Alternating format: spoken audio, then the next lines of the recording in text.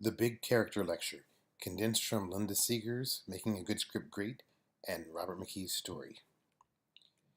Your protagonist or main character is willful. They want something and they're going to go after it.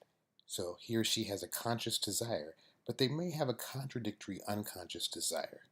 You must, as the writer, equip them, him or her, to pursue the desire convincingly. Not only that, he or she has to have a chance to attain the desire and the will and ability to pursue the desire to the end. Now, it's very important that you don't always have to let your main character win. Indiana Jones in Raiders of the Lost Ark is a prime example. He loses again and again throughout the movie. He loses in the opening sequence when he's after the little gold idol. At the very end of the movie, he loses because the Nazis get the Ark of the Covenant. However, as we said in another lecture, the Lord God Jehovah would never be on the Nazis' side. Silly Nazis. And he smote them with matte paintings and melting faces. But you've got to give him or her the chance to attain that desire, and the will and ability to pursue that desire to the end. Now, a lot of people have problems confusing characterization with character. Characterization are those qualities or traits, usually external and observable. There are some differences as we go down the list. You need to give your character traits to pursue the goal he or she pursues during your film. Age, strength, worldliness, naivete, etc. This makes your character credible, so the audience must believe he can do what he or she does. For example, Jessica Alba in Fantastic Four. This is where a casting decision undercuts the character as written.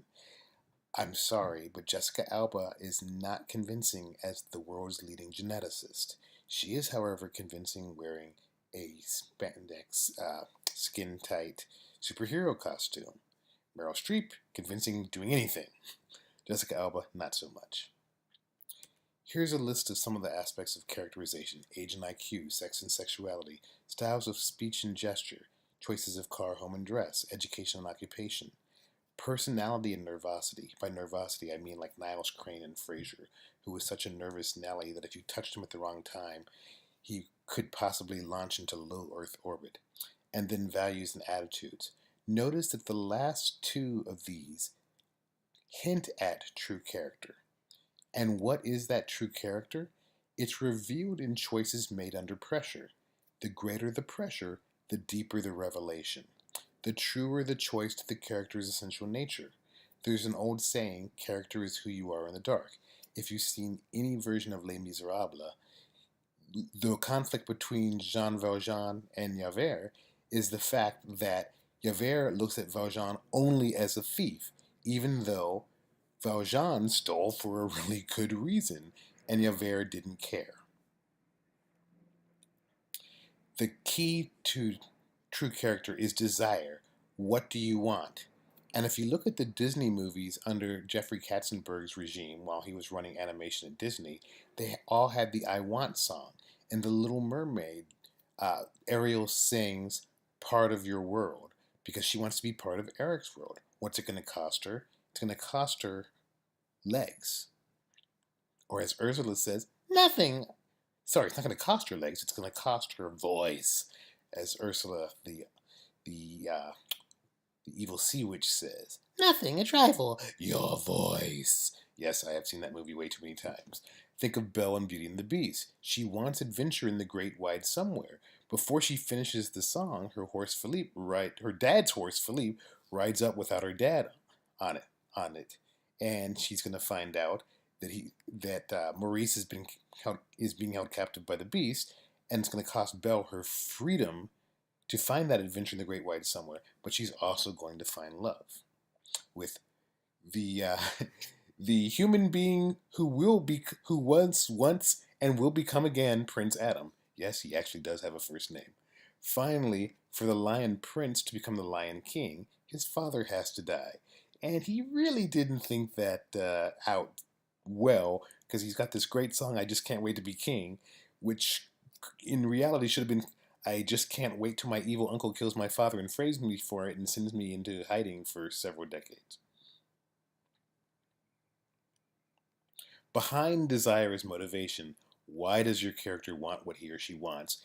And the corollary, how far is your character willing to go to achieve this objective? Um, One of the greatest examples of this is Star Trek II, The Wrath of Khan. There's a great speech by Khan, which is a paraphrase of a line from the novel Moby Dick, where basically Khan says, I don't care if I die, my ship is destroyed, most of my crew dies, I will have my revenge against Kirk. And it's a great moment. By the way, one of the things that's really cool about that movie is William Shatner and Ricardo Montalban never share the same physical space, and yet both of them are eating scenery, chewing scenery as if there was no tomorrow. And it's melodrama, but man, does it work so well. The late Harold Ramis, I saw an interview with him on HDNet, which is now called Access TV, but his ex-wife told him there are only three questions. Where did we come from? Why are we here? Where are we going? And these are some of the big existential questions of life. Philosophy and religion tackle these. His shrink put it differently. What do you really feel? What do you really want? And this I thought was very telling. Ramis said, most of us can't articulate answers, or we're even afraid to say what we're really feeling or what we really want in most situations. Why am I bringing this up? Don't have your characters glibly talking about what they really want, because that's not real. That's one of the problems I had with Dawson's Creek. The first and only episode I saw was the pilot. And to have 15-year-old boys sitting around talking like the 30-year-old screenwriters who created them, it's not realistic. Man, the world's a crazy place. Ugh. Beavis and Butthead. She's hot. That I can believe, but not Dawson's Creek. At least for 15-year-old boys. Main characters must be written in depth. They can't be at heart what they seem to be at face. We want you to write actualized versus typified characters. And those are the things, it's the character contradictions that make characters interesting to us, that give them dimension. And that contradiction can be either within deep character, such as Lady Macbeth, guilt-ridden ambition, or between characterization and deep character. Jack Sparrow, a charming pirate. At least he was in the first Pirates movie. I saw Pirates 5 a couple weeks ago. Ugh. It seemed like Johnny Depp's Jack Sparrow was like that party guest who won't leave. It's like, dude, go home, take an Uber because you're drunk, sleep it off, but just leave my house. Fine writing of characters not only reveals true character, but arcs or changes that inner nature, for better or worse, over the course of the telling. There's a British series called Blackadder from, I gotta say it was like the 80s or so, but they did a Christmas Carol episode where the visitations he starts off as a good person, the Scrooge character, and after the visitations he becomes a miserable human being, of course played by Rowan Atkinson. Um, so in a screenplay, your main character has to have some kind of arc or journey that he or she goes on. But the cool thing about TV shows is they can change their character over the course of a series when you have, 5, 7, 12 years. In Andy Sipowicz in NYPD Blue, in the pilot, he's a racist, he's a bigot, he's a homophobe, he's a misogynist, and then he ends up marrying the ADA that he gives a very disrespectful salute. I won't describe it, you can look it up. And another case, Willow Rosenberg on Buffy the Vampire Slayer. She starts season 1 as a timid little bookworm. By the end of season 7, she's this all-powerful witch who almost destroyed the world. Structure provides progressively building pressures, more difficult dilemmas, more difficult risk-taking choices and actions. Gradually, true character is revealed, even down to the unconscious self. And there are lots of movies where the main character learns something about him or herself that he or she didn't know. When Harry met Sally, by the end of the movie, Harry realizes that he does actually love Sally. She's not just another conquest for him, but he loves everything about her. She's the last person he wants to talk to at night, and the first person he wants to talk to in the morning. Great speech.